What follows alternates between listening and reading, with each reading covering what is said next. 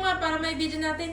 Hindi, di ka nga, di ka nung nanonood tayo ng video, di ba lagi tayong mahilig manood ng mga vlogs. Ngayon, yung isang content creator, si Sergey Bain, patagal na pala niyang plano na makapagpapirma noong Kong Clothing kay Kong TV, tapos ipe-frame niya. So, nung nagpunta sila sa TP Fair noong December, nangyari.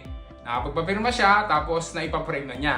So, nangyari yung wish niya. Tapos, nanonood din tayo isang araw, yung vlog ni V. Cortez, nandoon si Ninong Ray, yung nagluluto sila.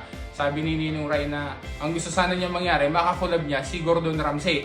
Tapos, lumipas ng ilang araw, o ba, si Gordon Ramsay nga ay nasa Pilipinas at nakakulab nga niya. Nakasama siya dun sa video. Eh, ikaw ano gusto mong mangyari? Anong wish mo?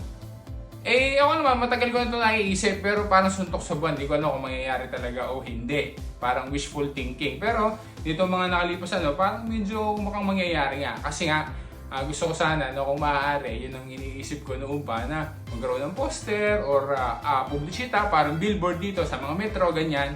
Eh, di ba, noong nakalipas sa buwan, nagpa-photoshoot na ako. So, hindi ko alam kung matutuloy ba siya o hindi.